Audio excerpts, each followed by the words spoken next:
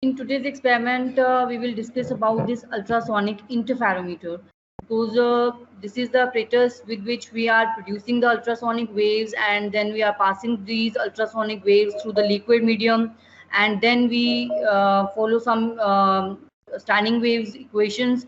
From there, we are finding the velocity of ultrasonic waves. So, what are these ultrasonic waves, and what is this experiment? So in this experiment, what is the apparatus required? So first apparatus required is the ultrasonic interferometer. Sample liquids are required. You can take the even water and other liquid mediums like anthracene, benzene. So these are the liquid mediums that are available in the lab. So that liquids we put in the container that is available in this interferometer.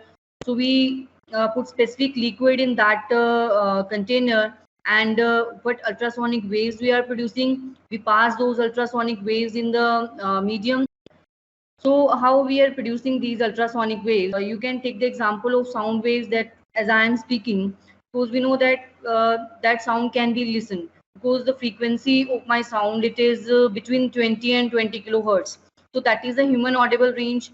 So if this frequency of sound waves is coming between 20 and 20 kilohertz, we can listen. And if this sound waves have frequency greater than 20 kilohertz, so those are the ultrasonic waves.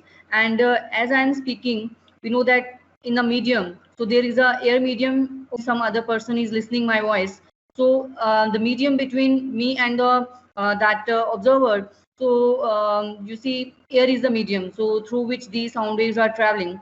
So there are the air molecules as I am speaking, so these air molecules compress. So sometimes these air molecules are compressing, and some points these air molecules will expand. Okay, so in this way, in the air molecules, these expansion and the compression between the air molecules taking place as I am speaking. Compression will be there, so that means after that there will be expansion. So they, or even they're transferring their disturbance to the other molecules, neighboring molecules. So as this disturbance travels from one point to the one molecule to the another, so in this way these waves are traveling from me to the observer as they can listen the sound. So here you can see that the black lines are showing that compression between the molecules, it is being taken place. So as these sound waves travel, compression of the molecules and rarefaction of the molecules is being taken place between the through the medium as these waves progresses. So in form of compression and rarefaction, these waves are traveling. We know that if wave is moving in the x direction, so the air molecules are also moving along the direction of propagation. Okay, because sometimes wave move in x direction, but the particles of the medium, they travels perpendicular direction. When they are oscillating in the same direction as the direction of propagation, those are longitudinal wave. And when those are vibrating perpendicular to the direction of motion, so those are the transfer waves. But sound wave traveling in the, you can see that when sound wave travels, particles are also vibrating in the same direction. So those are the compression and the rarefaction, those are occurring in the medium. And how we these are the sound waves, or you can say these can be produced in the air medium also, that you can listen. But the ultrasonic waves, they are specially generated. So how we can generate these ultrasounds? Okay, because their frequency is higher than 20 kilohertz. There are the different methods that you can produce. First method that we are using, that we can use, is the mechanical method. Okay, so in this way we have some crystal, and we compress the crystal, and then expansion we are making. Mechanically we are making compression and expansion between the medium. So in that way we can produce the ultrasonic waves, but those frequencies are only up to 100 kilohertz that you can get by the mechanical method, in which you are mechanically making compression and expansion of some crystal or some cells. So from there we are getting the frequency of ultrasonic waves up to 100 kilohertz only. So the next method that we use is the piezoelectric generator. So from the piezoelectric generator, we are using a piezoelectric crystal. So what is this piezoelectric crystal? These are the special crystals in which piezoelectric effect occurs. So what is this piezoelectric effect? Because according to this effect, when we are making pressure to some crystal, so that will produce electric field. So that means they are producing voltage, they are producing potential difference between those ends. So if they are producing potential difference between those ends, that means they are producing the electric field. So in producing the ultrasonic waves, we are using this inverse piezoelectric effect, because in this case we are not applying pressure to it, but we are applying electric field to it. So when we apply electric field to it, so that means as those crystals starts vibrating. Okay, that means this crystal is compressing and expanding. It will vibrate mechanically. So those are the crystal, because in case of the crystal that we are using in this experiment, so that crystal is actually a quartz crystal. So due to and we are using that quartz crystal to produce the piezoelectric effect. When it starts vibrating means it is producing some compression and the expansion of that crystal. So that means when compression and the expansion of this crystal will takes place, so if you place this crystal near to that liquid medium, so this way those liquid molecules are also compressing and expanding. So in this way they also disturb the neighboring molecules. So in this way these waves travels in the liquid medium. So this is how we are producing the ultrasonic waves in this experiment here. And this is a piezoelectric generator from where we can produce ultrasonic waves. You can take the example of lighters that we use in the kitchen. Make a flame on the gas. So how we use the lighter? Because to use the lighter, how we are making pressure by the thumb. So when we make pressure, so because in that we are using actually piezoelectric, you know, from that lighter that spark is coming. So that spark is coming actually due to the piezoelectric effect, because in that case we have a crystal. So that crystal is actually a piezoelectric crystal. So when we make a pressure on that using thumb, so that pressure we are exerting on the that crystal. So due to the piezoelectric effect, due to applying this pressure, they are producing the electric field. By applying pressure, they are producing electric field.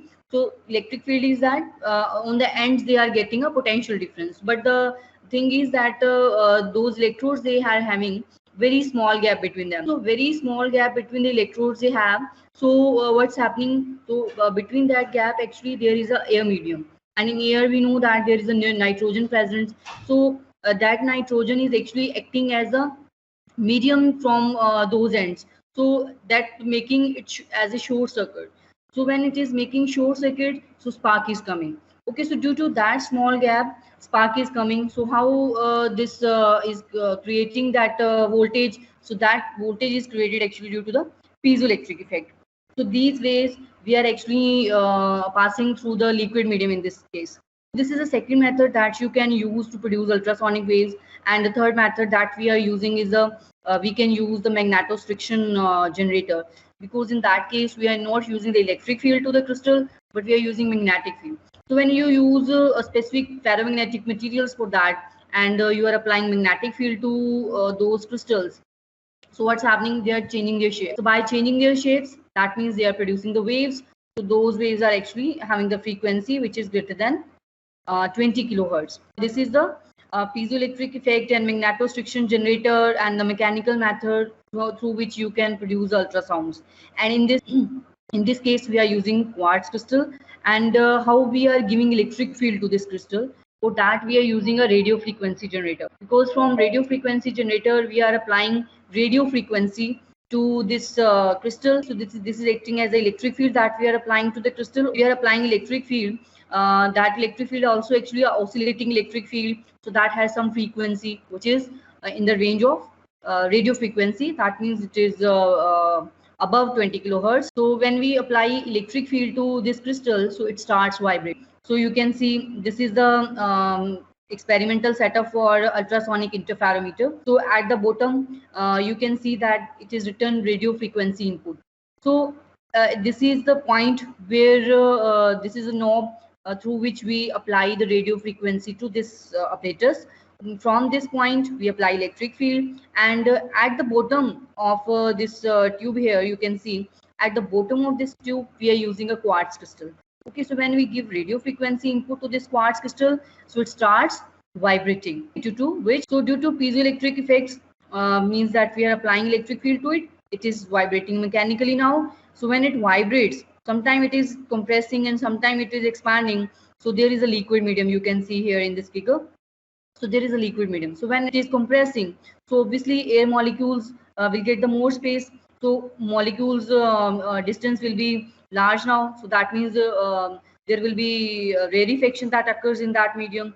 So when this crystal expands, so when this crystal expands, so liquid medium will get less space. So that means compression that occurs. So in this way, this is compressing, and compression and rarefaction in this liquid medium will occur, and they are also transferring their energy to the neighboring molecules. So in this way, these waves are traveling in the liquid medium and they will go to the another end of this container. Okay, so you can see that at the another end we are using a reflector plate here. So that reflector plate is actually a metal plate. So when we are using a metal plate, why we are using metal plates? Because we want maximum reflectivity, because metal is a reflector. So that wave which is going in, if suppose we are taking this upward direction as a positive z direction, so if these ultrasonic waves are going through the positive x direction and they will meet to the reflector plate and they are reflecting back. So if they are reflecting back, so that means it will be reflective back in the negative z direction. So that means one wave is going in the positive z direction. So after reflection, they will come back in the negative z direction. So two waves are going, so they will superimpose on each other. So after the superposition, they will produce standing wave inside this liquid medium. So standing waves are actually the stationary waves. Those waves are actually producing when they are superimposing on each other. So it is not that at all distance between the this quartz crystal and the reflector they are producing standing wave, because there are only fixed point that you can have between the reflector and the quartz where these standing waves are producing. Because firstly what we do, that reflector and the quartz crystal, they are very close to each other. So if this crystal is start vibrating, so only, but no reflection is coming, because that is distance between this quartz and the reflector is 0. So no standing waves will produce. So what we will do, we will move this reflector. So if we are moving this reflector plate in up direction, so what will happen, at this reflector reaches at some fixed distance, that stationary waves when they are producing, so at that time we are getting a anode current which is available in that interferometer, so it is giving maximum value. After that again we will move this reflector. So the fixed distances, you will see at the firstly you are getting a point where anode current is maximum, then after certain distance anode current is maximum. So in this way we are getting different points where this anode current is getting maximum. So where the anode current is becoming maximum, it is actually the nodes points that we have in the standing waves. So how we move this reflector? So to move this reflector, we are using a micrometer. So you can see at the upper end, we have written a micrometer. Actually, it is a screw gauge with which we are moving this rod in the millimeter distance. So this is a micrometer that is attached to a rod, and this rod is connected to the reflector. So when we move this micrometer, that means we are moving reflector. So firstly, what's happening in this experiment, this reflector and the quartz crystal, they are having 0 distance. So when they are having 0 distance and you are applying radio frequency to it, ultrasonic waves are produced in this quartz crystal, but they are not reflected back because they are very close to each other. So they are not moving, or they are moving, but we can't observe the stationary waves. So when we start moving this reflector in the upward direction, so what's happened, at certain distance stationary waves are being produced, and after again move the micrometer distance, so you will see at another distance which is larger than that, before that we having the distance, you are getting the anode current maximum. So in this way you are getting different points in a micrometer region, so where this anode current is becoming maximum. So in this experiment, we are finding the distance at which we are getting the anode current maximum. So those distances are actually we are measuring, and from there we are finding the distance between the two consecutive maximas, where you get the first maxima, where you get the second maxima, where you get the third maxima. Take the difference between those two maximas, and we are equating that distance equal to lambda by 2. Okay, if to find out the value of velocity, so we know that velocity is equal to frequency into lambda. Frequency we have given from the radio frequency input, so that frequency we have given. So what is the wavelength of that wave we are finding from this experiment? So this is the wavelength that we get. Okay, so take lambda equal to 2d will come. So put the value of lambda in this equation, v equal to lambda f. Okay, so we will get the value of velocity of the same apparatus is there. It is ultrasonic interferometer. Two knobs are there, gain and adjustment. This is a ammeter where we will measure the anode current, and this is the left side apparatus you see. At the bottom we have the quartz crystal, and we have a container where we will place the liquid. So this is a knob that you can unscrew. Okay, so when you can unscrew and remove this upper part, and then you can insert the liquid inside this container. So after inserting the liquid in this, so you can then screw this knob tightly. So after that, what you will do, you will if suppose I have selected the water medium, I have added water to it, and so after that what you will do, you will have to give power supply to this ultrasonic interferometer, and this cable will going to this apparatus you see. So from there we will give the radio frequency input to this circuit, this cell. So what is the frequency that we are giving? You can select from here. If suppose I have selected this 1 megahertz, so this is the 1 megahertz that I have given. This is the radio frequency, okay, that I have given to this crystal now. So it will start oscillating with this frequency 1 megahertz. Okay, so it is vibrating now. So that crystal starts vibrating. So there is a liquid medium that presents. So when this will vibrate, obviously that liquid is also vibrating. Okay, so those molecules are also doing compression and the rarefaction, and they are going to the upper side. So you can also click on show cross section and show graph here. So you see at the bottom we have a quartz crystal. So we have a quartz crystal here, and this is a matter plate, which is a reflecting plate, and it is attached to a rod. So it is attached to a rod, and this rod is attached to this micrometer. Okay, so when we will move this micrometer, so this reflector will move up. So now you see those are very close to each other. So if ultrasonic waves are producing, but they are not reflecting back because no reflector is there. Okay, but as we will move this reflector plate up, so they will be reflected back, so interference will occur, so standing waves will produce. So when nodes are coming, we will get the anode current maximum. So now we will see that firstly for that we have to give the gain to this circuit. Power on. Okay, so when I will and show graph, so when I will move this,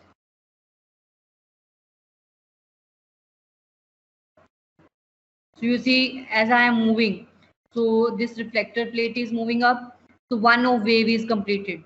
So if one of that crust is completed, so as this wave is progressing you see in this medium, and you will get the if one crust is completed, so same trough will come from the reflector plate, and you are getting the maximum current. So then again move this micrometer, so you see this reflector plate is moving, but when the second wave is second loop is completed, you again the get current maximum. So this is how we are producing nodes. So you see, firstly, this reflector plate was at very near to this quartz crystal, because this reflector plate is what it is doing. It is reflecting those ultrasonic waves.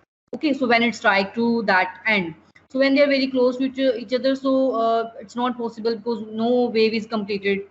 So in that case, what's happening? I will move this reflector plate up. So I'm moving this reflector plate up. So when this reflector plate is at this distance, you see, so when it is at 0.73 distance, so one loop of the standing wave is completed. So you have you make the picture of that standing wave in your mind, that I have shown you in the PPT. If one wave is completed now, okay, that means so it's not one wave, it's one crust is completed.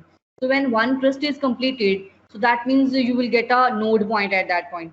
So then trough will come from the other side, that standing wave has been produced. So at the node points we have a circuitry in that way that you are getting the maximum current at that point. By moving this, we are measuring the wavelength of that wave. So if suppose only one crust is completed for that wave, you will get the current. So then crust of that crust and trough, those are coming, that means one wave. You have to find the distance between these two nodes. Okay, suppose this is the distance, first distance that you get. Okay, this is the first micrometer reading, node 1. This is the node 2. This is node 3. This is node 4.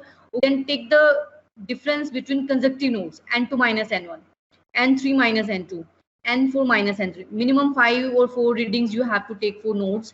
So because if you are taking 4 nodes, so 3 reading you will get when you are taking the difference. Okay, as I have shown you in the table also, N1, N2, N3, N4, that are the micrometer reading. Then you take the difference between these two nodes. So from and equate this distance equal to lambda by 2. Because when we are taking the two nodes, so from the two nodes, half of the wave is there. So that's why we are equating d equal to lambda by 2.